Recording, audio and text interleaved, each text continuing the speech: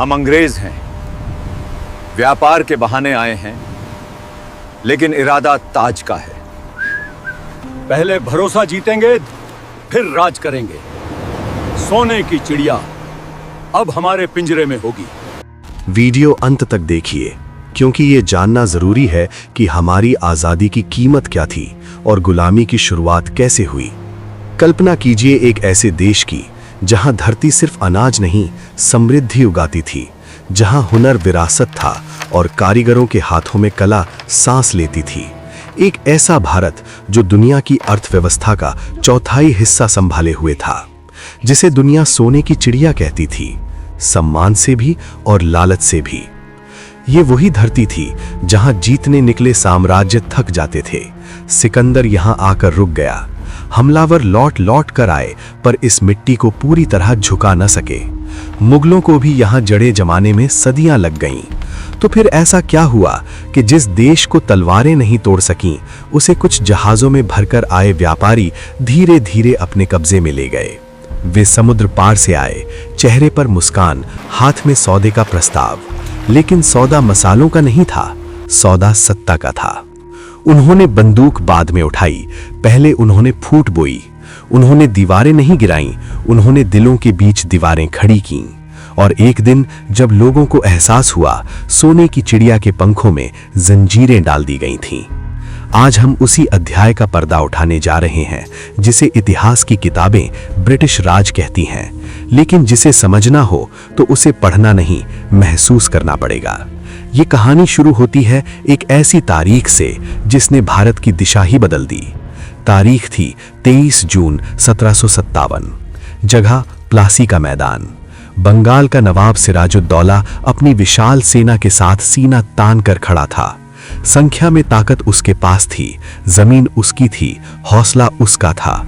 सामने थी east India company की मुट्ठी भर फौज, और उसका नेतृत्व कर रहा था एक ऐसा आदमी जिसका नाम इतिहास में लालच और साजिश के साथ लिखा गया, रॉबर्ट क्लाइव। कागजों पर यह एक युद्ध था, लेकिन मैदान जंग में जो हुआ वो युद्ध नहीं था, वो धोखा था। एक ऐसी गद्दारी जिसने आने वाले 200 सालों तक अंग्रेजों को हिंदुस्तान का खून चूसने का अधिकार दे दिया। नवाब की सेना का सेनापति मीर जाफर हजारों सैनिकों के साथ युद्ध के मैदान में मौजूद था, लेकिन खड़ा रहा खामोश, बिल्कुल एक पत्थर की मूर्ति की तरह। उसकी तलवार म्यान में ही सोती रही, जबकि अंग्रेजों की बंदूकें नवाब के वफादार सिपाहियों के सीने चीर रही थीं। क्यों? क्योंकि जंग मैदान में नहीं, पहले ही हार ली गई थी। रॉबर्ट क्लाइव ने मीर जाफर के कानों में सत्ता का जहर घोल दिया था। नवाब को मरवा दो और बंगाल का अगला ताज तुम्हारा होगा। बस एक लालच, बस एक वादा। और उसी एक गद्दारी ने पूरे हिंदुस्तान का सौदा कर दिया। सिराजुद्दौला हारे, पकड़े गए और बेरहमी से मार दिए गए। लेकिन उस दिन सिर्फ एक नवाब की मौत नहीं हुई थी, उस दिन भारत की स्वतंत्रता पर पहला गहरा वार हुआ था। लेकिन दोस्तों, असली कहानी जंग के मैदान में खत्म नहीं हुई, वो तो बस शुरुआत थी। असली लूट अब शुरू होने वाली थी। प्लासी की जीत के बाद जब रॉबर्ट क्लाइव मुर्शिदाबाद पहुंचा, जो उस समय बंगाल की राजधानी थी, और शाही खजाने में दाखिल हुआ, तो उसकी आंखें फटी की फटी रह गईं। उसने अपनी डायरी में लिखा कि वो सोने, चांदी और हीरे जवाहरात के ढेरों से गुजर रहा था। इतनी दौलत कि उस समय पूरे लंदन शहर की कुल संपत्ति उसके सामने छोटी पड़ जाए। और फिर शुरू हुआ संपत्ति का महान निकास। अंग्रेजों ने शराफत का नकाब उतार फेंका। मीर जाफर को गद्दी पर बिठा दिया गया, लेकिन वो सिर्फ नाम का नवाब था। असल हुकूमत कंपनी के हाथ में थी। वो एक कठपुतली था जिसकी डोर लंदन से खींची जा रही थी। सबसे पहले बंगाल के खजाने से सोना और चांदी निकालकर नावों में भरना शुरू हुआ। एक दो नहीं, पूरी 100 बड़ी नावें। जरा उस दृश्य की कल्पना कीजिए। गंगा नदी के पानी पर तैरती 100 कश्तियां जो हिंदुस्तानी किसानों और मजदूरों की पीढ़ियों की मेहनत से भरी हुई थीं, और वो सब हमेशा के लिए हमारी धरती से बहकर जा रहा था। अकेले रॉबर्ट क्लाइव ने लाखों पाउंड अपनी निजी जेब में भर लिए, जो आज के हिसाब से अरबों रुपए होते हैं। लेकिन यह तो सिर्फ शुरुआत थी, क्योंकि अब लूट छिप कर नहीं, कानूनी तरीके से होने वाली थी। असली अत्याचार, असली नर्क 1765 में शुरू हुआ, जब अंग्रेजों ने मुगल बादशाह से दीवानी अधिकार हासिल कर लिए। इसका मतलब था बंगाल, बिहार और उड़ीसा के करोड़ों किसानों से लगान वसूलने का पूरा कानूनी अधिकार अब ईस्ट इंडिया कंपनी के पास था। एक व्यापारिक कंपनी अब सरकार बन चुकी थी। पहले जब कोई राजा टैक्स लेता था तो बदले में जिम्मेदारी भी निभाता था, प्रजा की रक्षा करता था, सड़कें बनवाता था और अकाल के समय अपने गोदाम खोल देता था। लेकिन अंग्रेजों का मकसद शासन करना नहीं था, उनका मकसद था निचोड़ना। टैक्स इतना बढ़ा दिया गया कि किसान की कमर टूट गई। फसल अच्छी हो तो टैक्स दो, सूखा पड़े तो भी टैक्स दो, बाढ़ सब बहा ले जाए तो जमीन बेचकर टैक्स दो, गहने गिरवी रखकर टैक्स दो। क्योंकि कंपनी को मौसम से कोई मतलब नहीं था, उन्हें सिर्फ अपने मुनाफे से मतलब था। अंग्रेज अफसर, जिन्हें उस समय नवाब्स कहा जाता था, गांव-गांव घूमते। जो किसान लगान नहीं दे पाता उसे कोड़ों से पीटा जाता, चिलचिलाती धूप में घंटों खड़ा रखा जाता, कभी कभी तो उसके बच्चों तक को गुलामी में धकेल दिया जाता। जहां पहले किसान अपनी फसल का लगभग 10% राजा को देता था, अब अंग्रेज 50% से भी ज्यादा छीन रहे थे। पैसा गंगा के किनारे से निचोड़ा जाता और टेम्स नदी के किनारे उड़ेला जाता। बंगाल, जिसे कभी जन्नते निशान कहा जाता था, धीरे धीरे कब्रिस्तान में बदलने लगा। खेत सूख रहे थे, चेहरे मुरझा रहे थे, लेकिन कंपनी की तिजोरी, उसका पेट अब भी नहीं भर रहा था। अत्याचार की हद तब पार हुई जब कुदरत ने भी हिंदुस्तान से मुंह मोड़ लिया और अंग्रेजों ने इंसानियत का गला घोंट दिया। मैं बात कर रहा हूं 1770 की उस खौफनाक दौर की जिसे इतिहास आज भी कांपते हुए याद करता है। 1769। आसमान से आग बरस रही थी, धरती का सीना प्यास से फट चुका था। बंगाल के किसान आसमान की ओर टकटकी लगाए खड़े थे, शायद एक बूंद बारिश गिर जाए, लेकिन पानी नहीं गिरा। और जब 1770 शुरू हुआ तो मौत ने दस्तक दे दी। इतिहास इसे 76 का मनवंतर कहता है। गांव जो कभी हंसते थे शमशान बन गए। लेकिन सवाल है, क्या यह सिर्फ सूखा था? नहीं, अकाल सिर्फ तब नहीं आता जब बादल बरसना बंद कर दे। अकाल तब आता है जब शासक इंसान रहना बंद कर दे। जिस वक्त खेतों में फसलें सूख रही थी, उसी वक्त ईस्ट इंडिया कंपनी के गोदाम अनाज से भरे थे, लेकिन वो अनाज भूखी जनता को देने के बजाय ऊंचे दामों पर बेचा गया। चावल सोने से महंगा कर दिया गया। एक नियम बना, पहले कंपनी का लगान चुकाओ, फिर अगर कुछ बचे तो खुद खाओ। सोचिए उस किसान की हालत जिसके घर बूढ़े माँ बाप भूख से तड़प रहे हैं, बच्चे एक मुट्ठी चावल के लिए रो रहे हैं, और अंग्रेज सिपाही उसके घर से वो आखिरी मटका भी उठा ले जा रहे हैं जिसमें अगले साल के लिए बीज बचाकर रखा गया था। जब मुर्शिदाबाद और बिहार की सड़कों पर लाशें बिछी थीं, तब कंपनी ने क्या किया? क्या राहत दी? क्या गोदाम खोले? नहीं, उन्होंने उसी साल लगान में 10% और बढ़ोतरी कर दी।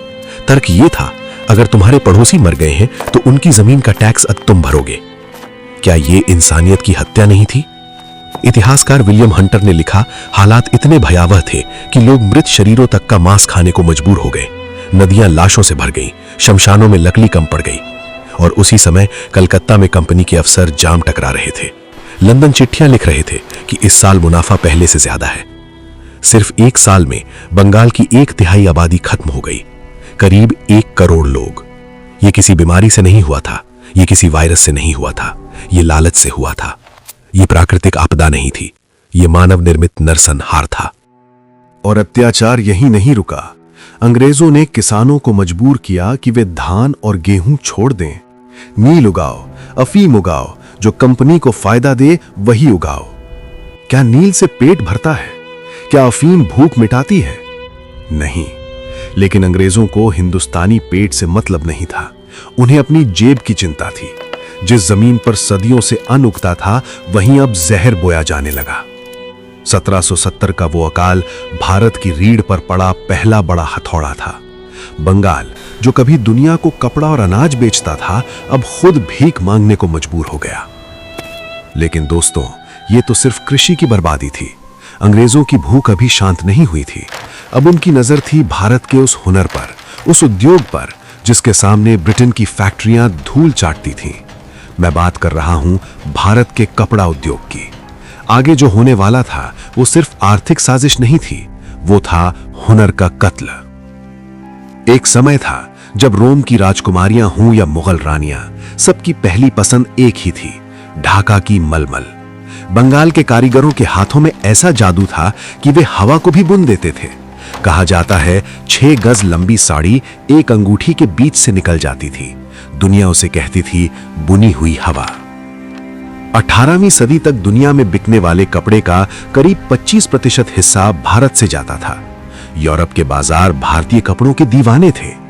ब्रिटेन के कारखाने बंद होने की कगार पर थे, क्योंकि कोई भी अंग्रेज भारत के रेशम और कॉटन के सामने अपना मोटा खुरदुरा कपड़ा पहनना नहीं चाहता था।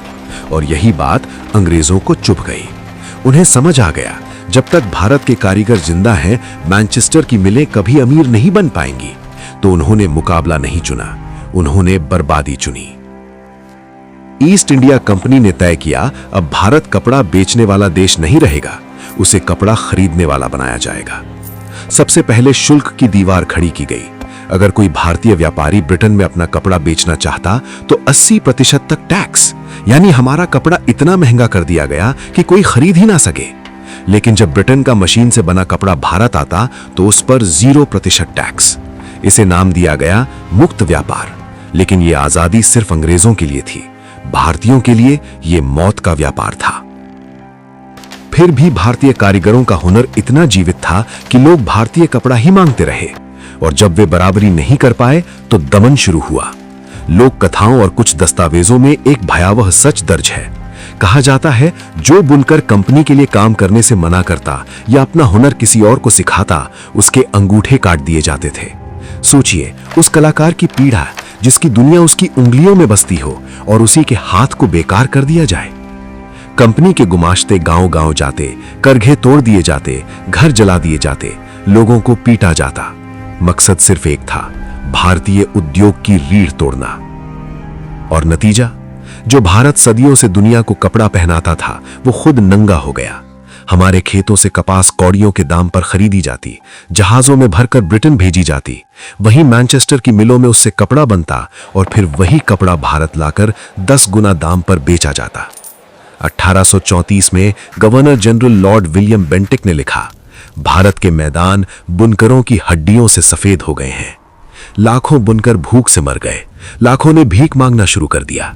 ढाका, मुर्शिदाबाद, सूरत, जो कभी व्यापार के केंद्र थे, अब वीरान पड़े थे।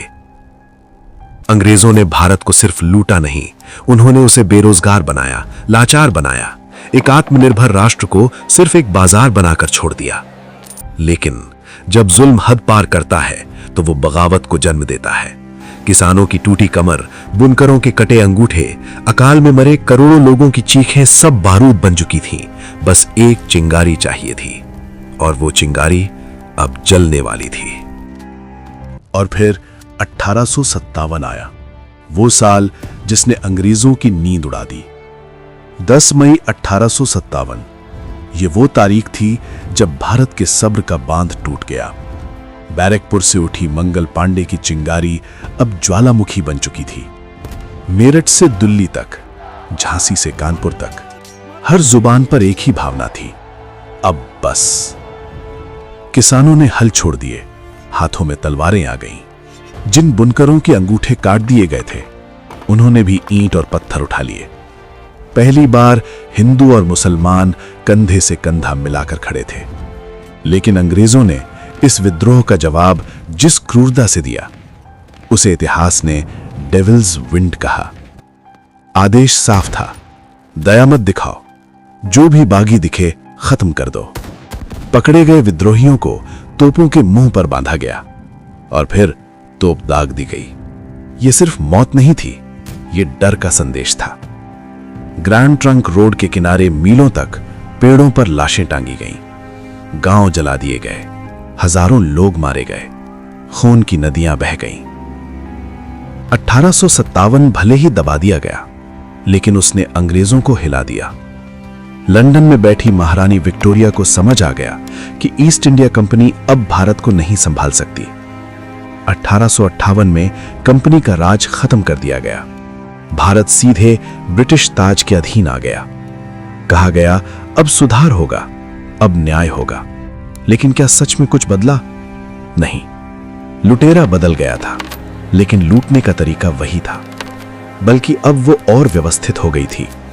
रेलवे बनाई गई, लेकिन भारतीयों की सुविधा के लिए नहीं, बल्कि इसलिए ताकि खेतों से अनाज और धरती से निकला कच्चा माल तेजी से बंदरगाहों तक पहुंचे और जहाजों में भरकर ब्रिटेन भेजा जा सके। और फिर आया 20वीं सदी का वो काला दिन जिसने साबित कर दिया कि सत्ता बदल सकती है, लेकिन पत्थर दिल नहीं। 13 अप्रैल 1919, अमृतसर, जलियांवाला बाग। बैसाखी का दिन था। हजारों लोग, औरतें, बच्चे, बुजुर्ग शांति से एकत्र थे। कोई हथियार नहीं, कोई हिंसा नहीं, बस आवाज थी और उम्मीद। तभी वहां पहुंचा एक अंग्रेज अफसर, जनरल डायर। उसने बाग से बाहर निकलने का एकमात्र संकरा रास्ता अपने सैनिकों से बंद करवा दिया। कोई चेतावनी नहीं दी गई, ना ही कोई आदेश कि भीड़ हट जाए। सिर्फ एक शब्द बोला गया, फायर, और गोलियां चलने लगी लगातार। लगभग 10 मिनट तक, जब तक बारूद खत्म नहीं हुआ। वे नहीं रुके। लोग भागना चाहते थे, लेकिन रास्ता बंद था। घबराहट में कई लोग वहां मौजूद कुएं में कूद गए। कुछ ही पलों में वो कुआं मौन गवाह बन गया उस त्रासदी का। बाद में जनरल डायर ने कहा, मैं सिर्फ लोगों को मारने नहीं गया था, मैं पूरे भारत को डराने गया था। लेकिन डायर ये भूल गया, डर से कभी राष्ट्र नहीं मरते। खून जब धरती पर गिरता है तो वो बीज बन जाता है। जलियांवाला बाग की मिट्टी ने नए इनकलाबियों को जन्म दिया। भगत सिंह, ऊधम सिंह और अनगिनत नाम जो इतिहास की किताबों में दर्ज नहीं, लेकिन आजादी की नींव में हमेशा के लिए शामिल हैं। आखिरकार 200 साल की गुलामी, करोड़ों मौतों, अकाल, लूट और बलिदानों के बाद 15 अगस्त 1947 की सुबह आई। अंग्रेज चले गए, लेकिन वे एक ऐसा देश छोड़ गए जो गरीबी से टूटा हुआ था, जिसे उन्होंने बांट दिया था। फिर भी आज जब हम आजाद हवा में सांस लेते हैं तो हमें याद रखना चाहिए, ये आजादी मुफ्त में नहीं मिली। इसकी कीमत चुकाई है उन किसानों ने जो भूख से मरे, उन बुनकरों ने जिनका हुनर छीन लिया गया, और उन वीरों ने जिन्होंने तोपों के सामने सीना तान दिया। उन्होंने हमें लूटा, हमें तोड़ा, हमें मिटाने की कोशिश की, लेकिन वे हमारी दौलत ले जा सके, हमारा हौसला नहीं। और आज सोने की चिड़िया फिर से उड़ान भर रही है, और ये उड़ान अब कोई नहीं रोक सकता।